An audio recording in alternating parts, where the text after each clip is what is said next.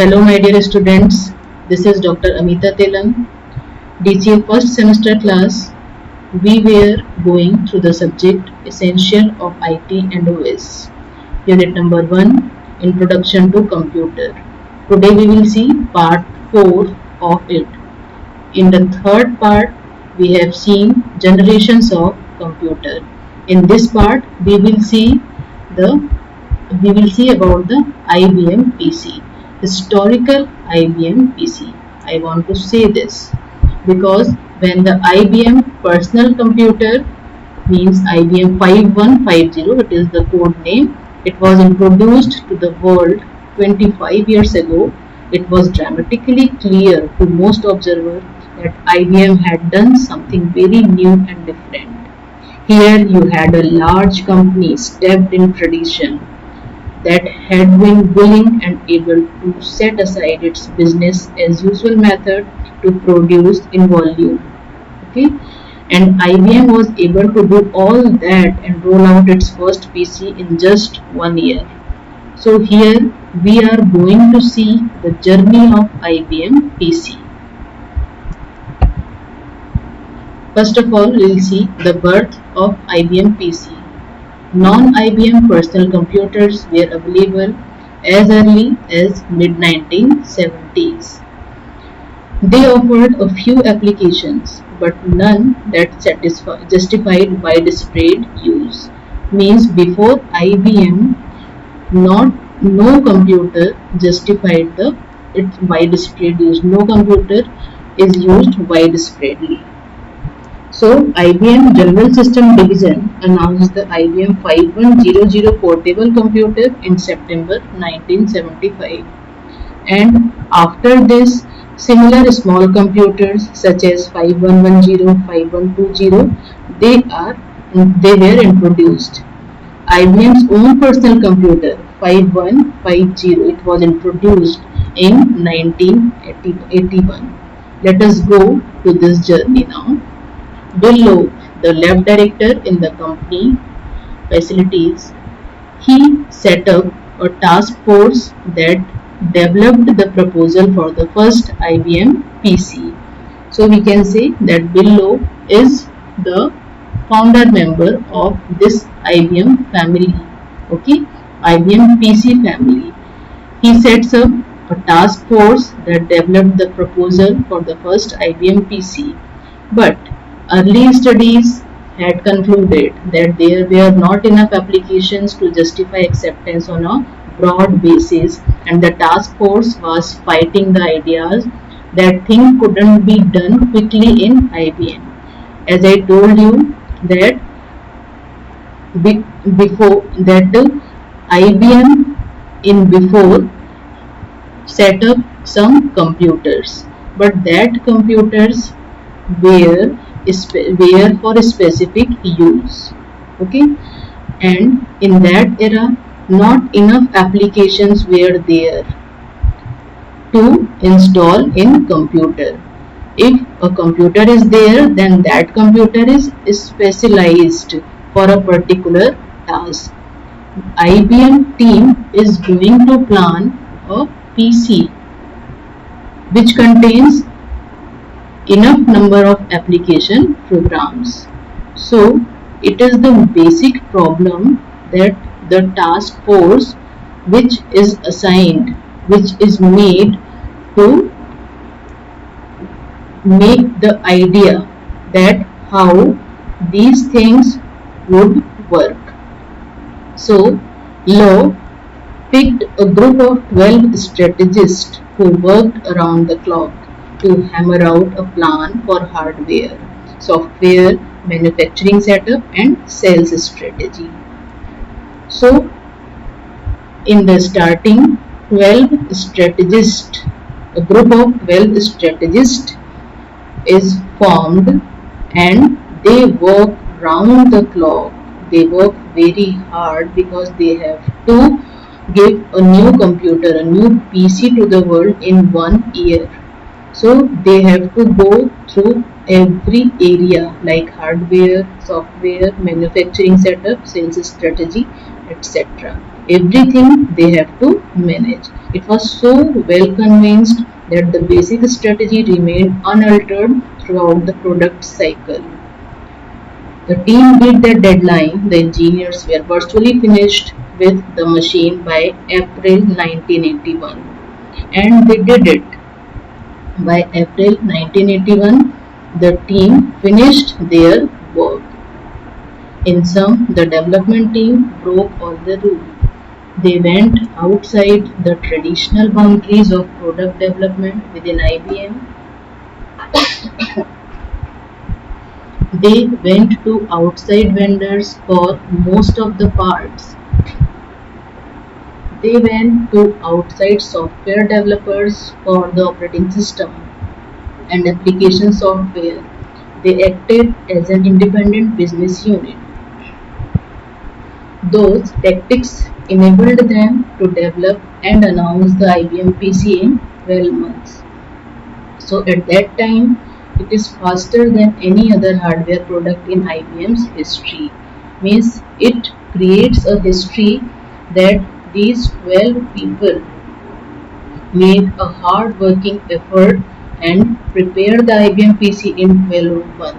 It is the it it is the first time in IBM's history that anything is ready for in such a short time period.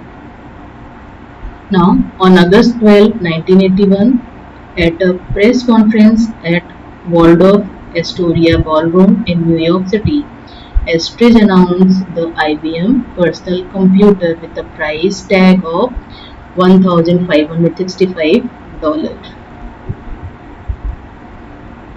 Its hardware let us see its hardware configuration. The system unit was powered by Intel 8088 microprocessor. It was the size of a portable typewriter. It contained 40K of read-only memory and 60K of user memory. It contained a built-in speaker for generating music. Its 5 expansion slots could be used to connect such features as expanded memory, display and printing unit and game pedals. The unit also ran self-diagnostic check. Its keyboard contains 83 keys and it was connected to unit by a 6-foot coiled cable.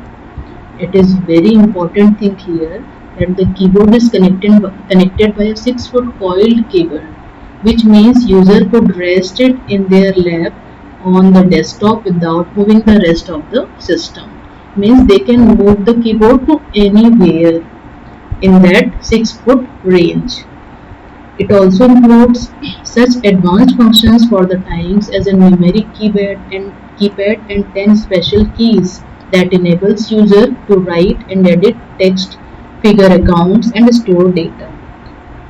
Next important thing, a printer that could print in 2 dimensions at 80 characters per second in 12 different character styles and also check itself for malfunctions and provide an out of paper signal. It is very advanced in that era that a printer itself check for malfunction and it shows a signal for out of paper. Now, a color graphics monitor with 16 foreground, background color, 256 characters for text application. Its graphics were in 4 colors. It is also very advanced technology in that time that they provide a color graphics monitor in that time. Multiple 32K and 64K memory cards that could be plugged into option slots to increase memory to 256K. Means there are option that we can increase our memory. Now let us see the system softwares used in that PC. BASIC, BASIC, Basic Interpreter, based on the popular Microsoft Basic and offered in 3 versions: cassette, diskette and advanced. Second, Disk Operating System, DOS. DOS supports one of the more diskette drives, allowing the user to write or read from the system's removable diskette. and it displays a directory, rename, erase, display and copy files. So we can see that DOS operating system used in that personal computer. Pascal compiler, it is also used here because Pascal is a programming language, so its compiler was present in that PC. This language compiler allows separate compilation of program element for maximum system performance. And further, IBM contracted with Digital Research Inc. and SOF Tech Microsystems Inc. to make CPM86. This is a type of operating system, and UCSDP system available for the IBM personal computer. So it is very strange that IBM is going beyond their borders. It is the first time in IBM's history that they were not using their own product except hardware, software, anything. They are now taking things. They are now taking hardware, software according to their requirement from other companies. This is very strange here. This is very new for them also, because IBM's company policy is that everything they take from their own company. Application software VisiCalc. It is a problem-solving program package for financial or mathematical forecasting and computation. Second, General Ledger. This software was used in this PC. Account receivable. This software is also used. General Ledger software, it keeps detailed records of financial transactions and generate balance sheet and income statement. And account receivable, this software, it is a complete invoicing and monthly statement generating package. Some more softwares like accounts payable software, it keeps track of current and old accounts. Easy Writer, it is easy to use application that lets user process word and text quickly. Microsoft Adventure, it provides the IBM PC with a role-playing fantasy game. Communication software, it is also provided here. It allows user to access external data. Let us see the pictures, some pictures of IBM PC. Like you can see here, IBM personal computer, you can see the size, you can see the hardware, everything is so compact, so new for that era. You can see how they are used in the office, how they are used in word processing, in the home, etc. IBM PCXT, you can see. Next, now we will move to the categories of IBM PC types. Okay, so there are two types of IBM PC we will discuss here. IBM PC XT, you can see at the picture here. Now look at the basic details. The IBM PC XT, its full form IBM personal computer, and XT stands for extended technology. It is IBM's product number 5160 and it is released on March 8, 1983. It was discontinued in 1987 and its operating system was IBM Basic, PC-DOS 2.0 to 3.20. Its CPU Intel 8088 at the rate 4.77 MHz and memory 128 to 640 KB. Let us see the hardware characteristics. It came standard with a hard drive. It was based on essentially the same architecture as the original PC. It included a 16-bit bus architecture. Here, the standard XT originally come with 128 KB of memory, 360 KB double-sided, 5.25-inch full height floppy disk drive, 10 MB Seagate hard disk, an asynchronous adapter for 130-volt PCU. The motherboard has 8-bit ISA expansion slots, and the CPU microprocessor Intel 8088 microprocessor running at 4.77 MHz, and the operating system usually sold it was PC-DOS 2.0 and above, and the basic specification was upgraded. Okay, these are all basic specifications, so they are upgraded to have 256K of memory as a standard. Here video cards, they are initially comprised the MDA, CGA with EGA and PGC, becoming available in 1984. Now let us see the second category of IBM PC, IBM PC 80. Okay, the basic details are here. Release date August 14, 1984. Introductory price $60,000, and it was discontinued April 2, 1987. Approximate 1 lakh units sold of this PC, and its operating system was PC DOS 3.0 and later. CPU Intel 80286 at the rate 6 to 8 MHz. Its memory 256 KB to 16 MB. Storage 20 MB hard disk. Input parallel or serial, both input is possible here. Predecessors IBM Personal Computer XC, and its successor was IBM PC 2, and its related articles are given below. Now let us see some more details regarding this IBM 80. The IBM PC 80, more commonly known as IBM 80. It was IBM's second generation PC.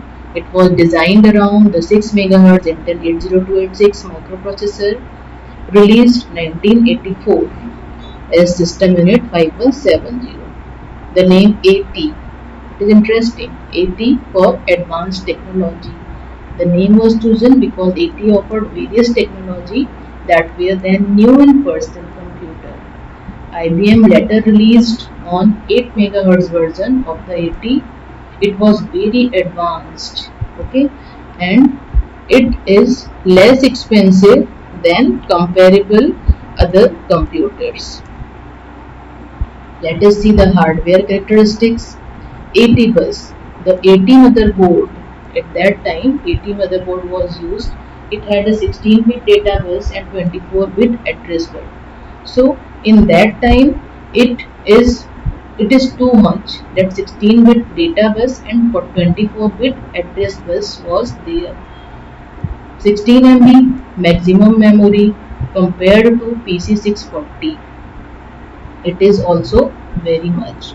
Battery backed real time clock RTC on motherboard with 50 byte CMOS memory available. So at that time you can see here that CMOS memory was available. CMOS battery was available for battery backup. Let us see the keyboard. 84 key, 80 keyboard layout.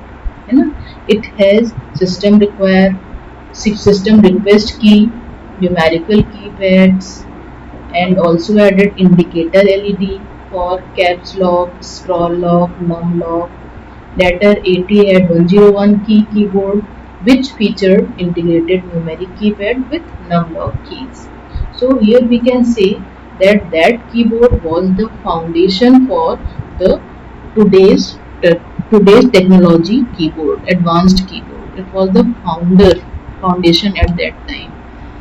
1.2 MB 135 mm floppy disk drive was available with that PC, and it stored over 3 times data, as much data as 360 KB PC floppy disk. It is very interesting here. A 20 MB hard disk drive is available with this PC, and it could be equipped with CGA, MDA, EGA and PGA video cards. And PC-DOS 3.0 was released to support new 80 feature, because in PC 80 advanced features were added. So PC DOS 3.0 operating system, it was released because it will support all the new 80 features. The 80 was equipped with physical lock that could be used to prevent access to the computer by disabling the keyboard. And just like its IBM PC predecessor, the PC-80 supported an optional math coprocessor chip, Intel 80287, for faster execution of floating point operation. In 1986, the XT286 with the 6 MHz Intel 8028 processor was introduced. Like the original PC, the XT came with BASIC in its ROM. Okay, as we all know that ROM is read-only memory, and in this memory, the programs which we want to fire at the time of computer starting the computer or booting the computer, they will store there. So basic program, it came with basic in its ROM. IBM's licensing agreement with Microsoft forced them to include basic on all their machines.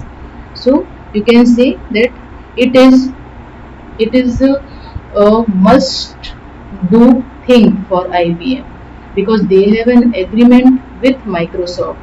So forcefully they have to include basic on all their machine. So folks, I hope this lecture will be useful for you for your studies. Next we will see some other interesting topics. Till then, study hard and stay safe. Thank you very much.